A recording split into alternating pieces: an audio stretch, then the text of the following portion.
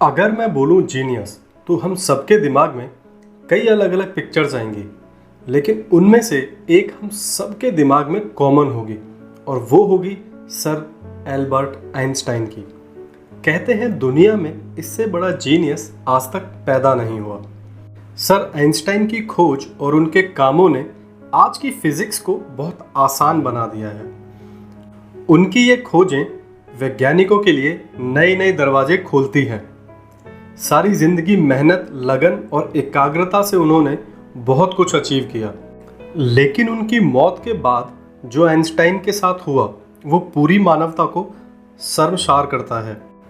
बचपन में जब आइंस्टाइन पैदा हुए थे तो उनका सिर बाकी के बच्चों से काफ़ी बड़ा था, जो देखने में अजीब सा लगता था।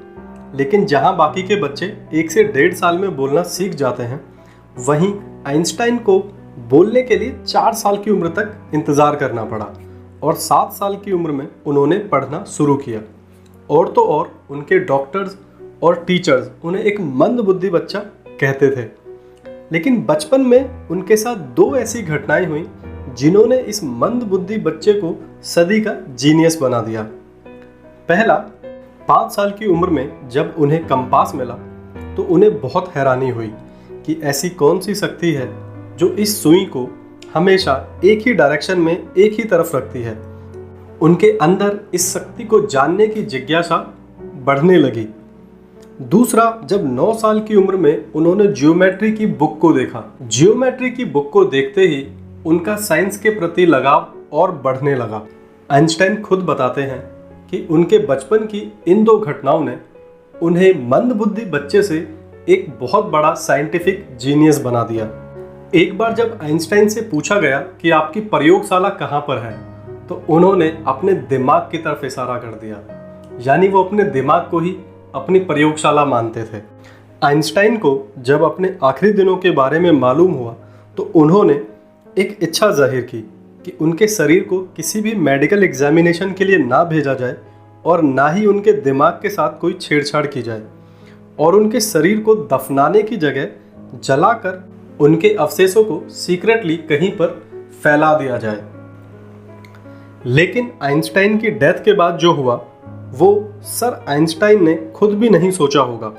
18 अप्रैल 1955 को उनकी डेथ के बाद उनकी बॉडी को ऑटोप्सी के लिए हॉस्पिटल में ले जाया गया, जहां पर उनकी ऑटोप्सी का जिम्मा थॉमस हार्वी को सौंपा गया।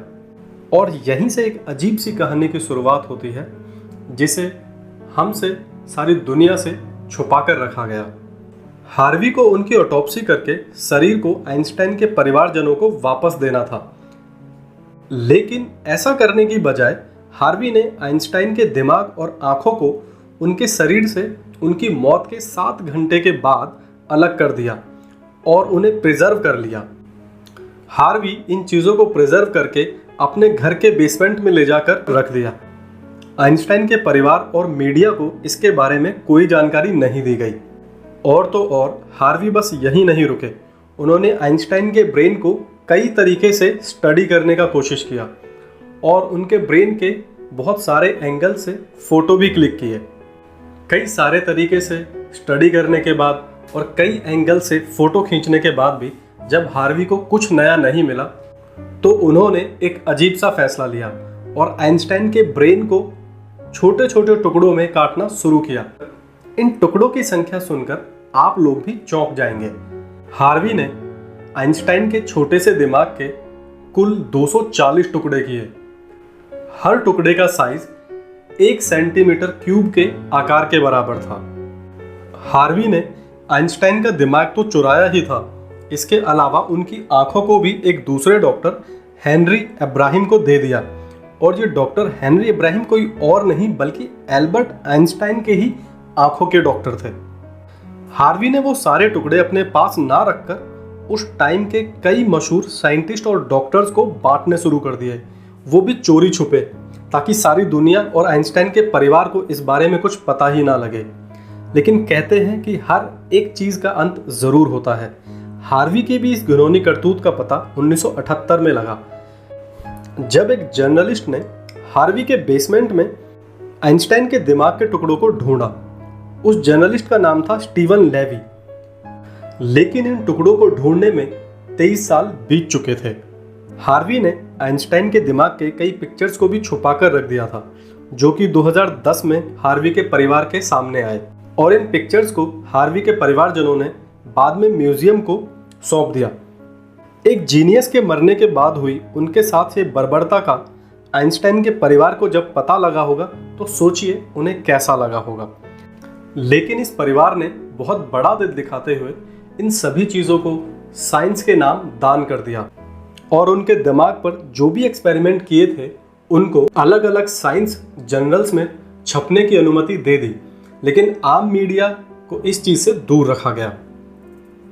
फ्रेंड्स, मुझे कमेंट करके ज़रूर बताइए कि क्या किसी की मर्जी ना होने पर भी ऐसा करना कितना गलत होता है। और दूसरा, जब हार्वी की इस करतूत का पता लगा तो सारी दुनिया से इस चीज़ को क्यों छुपा कर रखा गया। 20वीं सदी के महानतम जीनियस के लिए एक लाइक तो ज़रूर बनता है। इस वीडियो को अपने ही जैसे साइंस लवर के साथ शेयर ज़रूर करें, और ऐसी ही सच्ची और अमेजिंग कहानियों के लिए चैनल को सब्सक्राइब करें। Thank you.